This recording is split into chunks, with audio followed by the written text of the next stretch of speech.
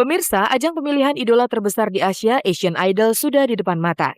Asian Idol adalah ajang idola se-Asia melalui dunia tarik suara yang juga merupakan kelanjutan dari Indonesian Idol. Pada ajang bergengsi ini, para pemenang Indonesian Idol mulai dari Delon, Mike, Ihsan hingga Rini akan bertarung untuk mewakili Indonesia dalam ajang Asian Idol. Siapapun yang akhirnya keluar sebagai pemenang akan bertarung bersama perwakilan dari negara-negara se-Asia lainnya dalam Asian Idol.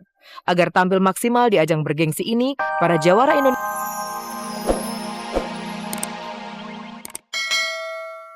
paling nggak dia bisa bergerak dari tempat tidur untuk melakukan sesuatu itu bisa lah sekarang, tapi memang tidak bisa terlalu lama, tidak bisa terlalu capek juga gitu. Ngobrol pun juga emang nggak bisa terlalu lama gitu.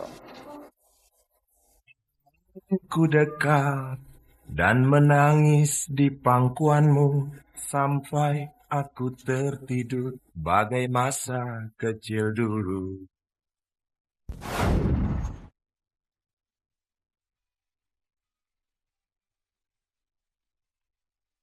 Merubah kebiasaan memang bukan perkara mudah, apalagi kebiasaan itu sudah dilakukan sejak kecil. Seperti halnya Dea yang hampir tiap hari membawa bekal makanan ke lokasi syuting. Jangan keburu menilai Dea pelit jajan di luar, tapi karena lidahnya yang sudah terbiasa dengan masakan sang bunda, Nyonya Rani Puspita. Saat kami menemuinya di lokasi syuting Mutiara, dia tampak sangat menikmati santap siangnya.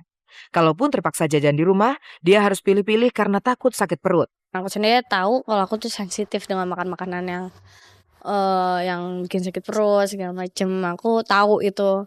Jadi kalau makan di luar juga mama pasti tahu makanannya pasti cuma yang nasi goreng, nasi ayam, terus nasi padang gitu-gitu. Memang tidak tiap hari sang bunda bisa memasak untuk bekal Dea. Kalau sudah begini, biasanya bekal Dea di lokasi syuting akan disediakan oleh Simba yang biasa membantu di rumah. Nah, apakah dia masih bisa membedakannya? Cara masakannya agak-agak sama-sama. Mbak juga diajarin sama mama. Jadi sama sih rasanya, tapi aku bisa ngerasain, "Loh ini bikinan mama, ini bikinan Mbak." Tapi kebanyakan juga kalau misalnya mama pengen masak, ya masak gitu, entar bikin masakan banyak. Dari Mbak yang masak aku tahu. Paling kalau misalnya Mbak masak dikit gitu, kalau mau banyak buat makan.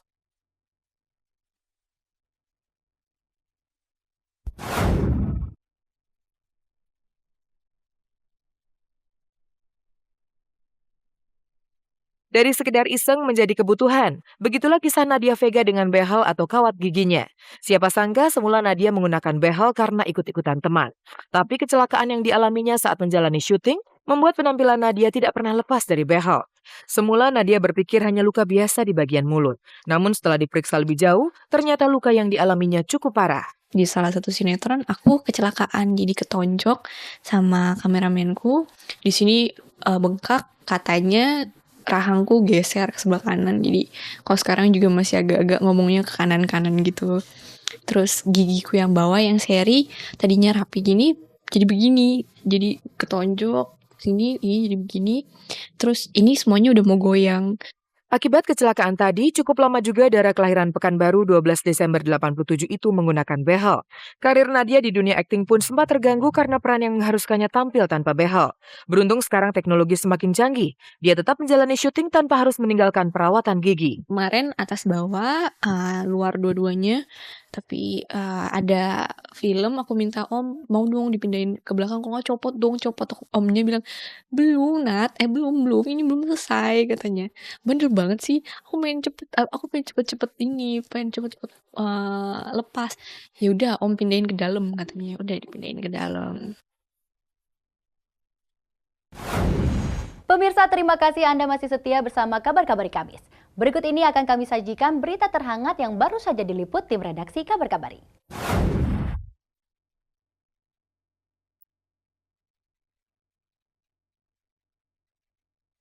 Dian Sastrowardoyo tidak sendiri lagi. Setelah lepas dari pelukan Abi Suryo Sumarno, akhirnya Dian menemukan tambatan hati yang baru. Dian yang menghadiri gala premier film Quickly Express tadi malam tampak digandeng seorang pria. Sayang Dian belum bersedia berbicara banyak saat ditanyai wartawan tentang pacar barunya itu. Dian, kenalin dong Yan, siapa Yan? Hah? Enggak, masa? Kok kamu dikenalin Yan?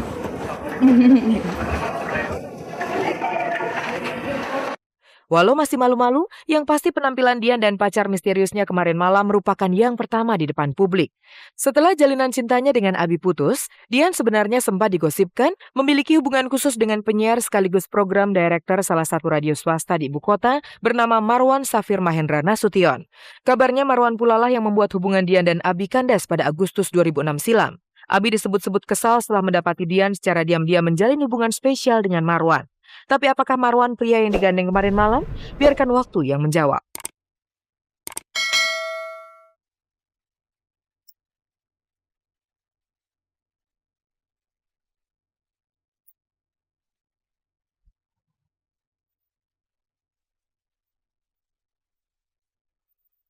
Pemirsa, kasus yang menimpa Faris RM terus menunjukkan perkembangan. Setelah pelantun lagu Barcelona itu mendekam 25 hari di tahanan Polsek Metro Kebayoran Baru, Jakarta Selatan, akhirnya tadi pagi Faris dipindahkan ke Kejari. Faris akan menjadi tahanan sementara di sana.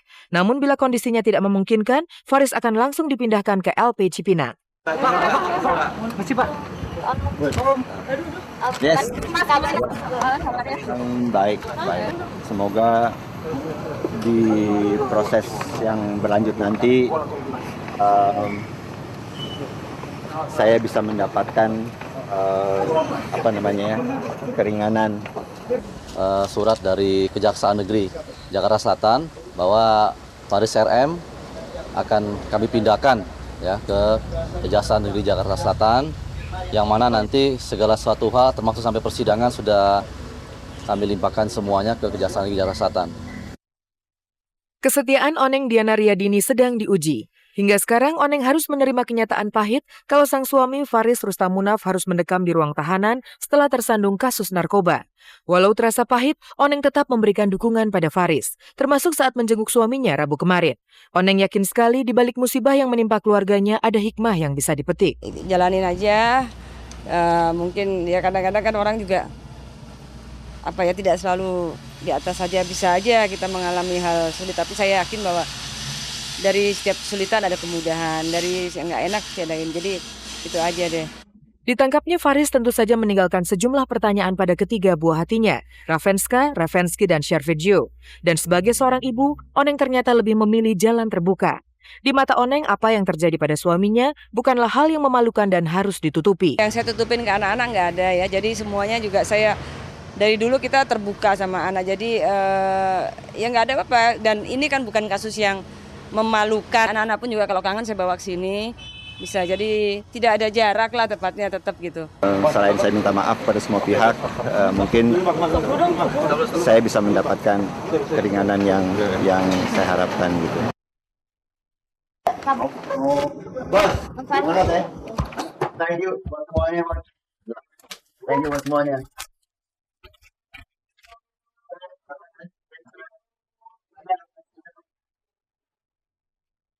Jaga rumah.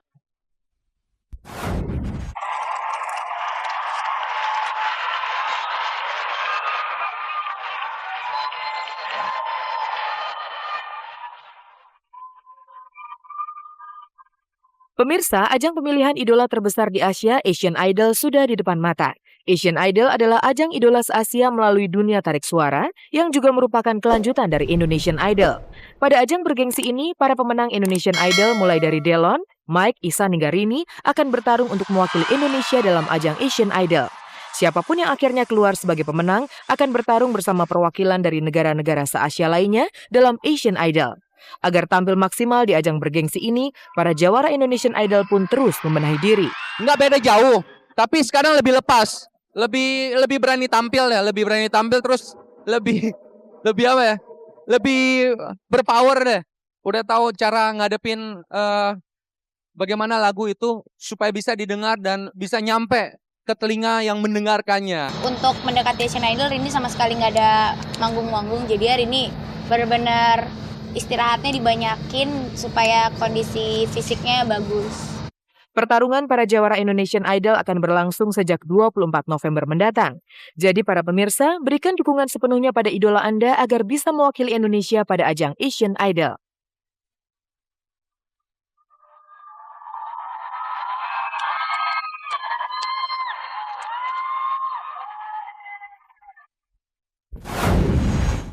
Pemirsa, tak terasa 30 menit telah berlalu dan kebersamaan kita berakhir sampai di sini.